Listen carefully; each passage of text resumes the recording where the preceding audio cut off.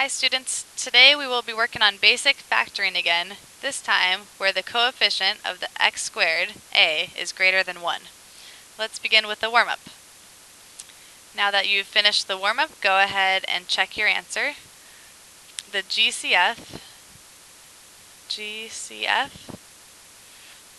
is 2ab squared. This is a g here.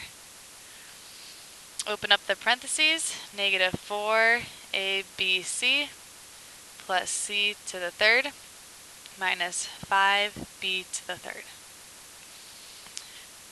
If you want to check, go back and distribute here, and you should end up with what you started with above. Number 2, fill in the missing dimensions. So to get x squared, this is x times x. Up here needs to be a 12, x times 12 is 12x. They've given us a 5, so x times 5 is 5x. 5 times 12 is 60. Writing this as a sum and a product. So as a product, I can see the length is x plus 12. The width is x plus 5. Writing this as a sum, I'm looking at the inside. So this is x squared plus 12x plus 5x plus 60. This is the same as x squared plus 17x plus 60. So again, this is my product, and this is my sum. Okay, let's begin the work for today.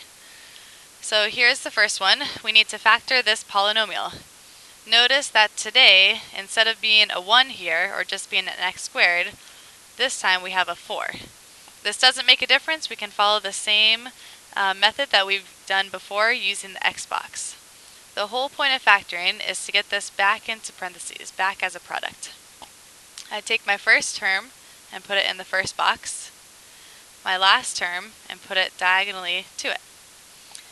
Now the middle term, negative 9x, goes on the bottom of this x. On the top, it's when I multiply the first and the last, so this is 8x squared. Something times something is 8x squared, so this could be a 1x and an 8x.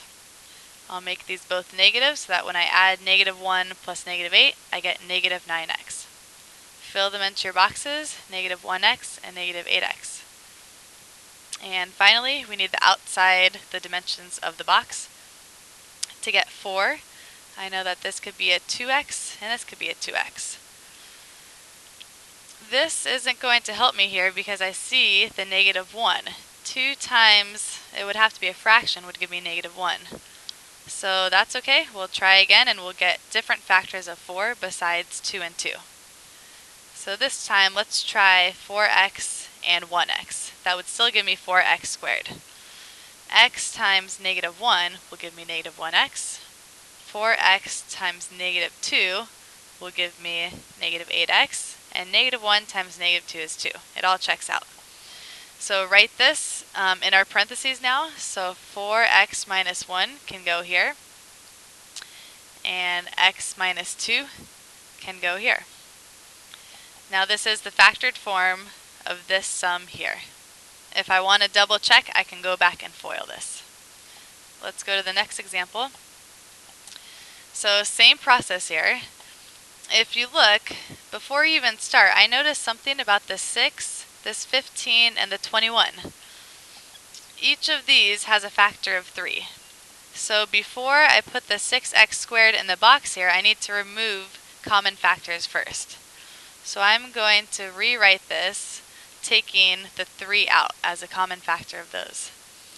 So this becomes 2x squared minus 5x minus 7. Okay, now I can begin. So I won't worry about the 3 now. I'm just going to factor this part here underneath this bracket. Okay, first term, 2x squared, goes in the first box. Last term, negative 7, goes diagonally to it. This, the negative 5x, goes down here as our sum. Now the top part is the product of the first and the last terms. So this would be negative 14x squared. Now to get the sides of this x, I'm thinking of two numbers that multiply to give me negative 14. So that could be 2x and 7x. I want it to multiply to be negative 14 and add to be negative 5. So I know I need to make the negative 7x. Fill them into the boxes, 2x and negative 7x. Okay, go ahead and try to find the outside of the box now.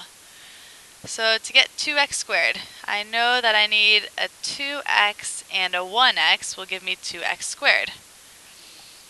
So this is fine here. 1x times 2 will give me 2x. Now I have a problem because trying to find this one, 2 times something to give me negative 7x. I want whole numbers on the outside. So let me try this again and switch some around. Okay, this time let me put the 2x here and the 1x here.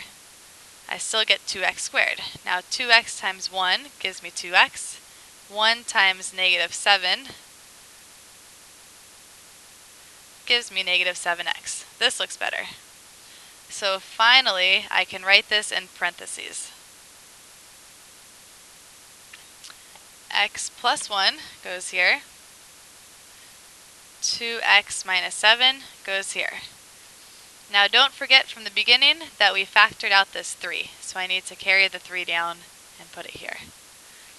And this is my final answer. Okay, go ahead and try these two examples, and I'll see you guys in class tomorrow.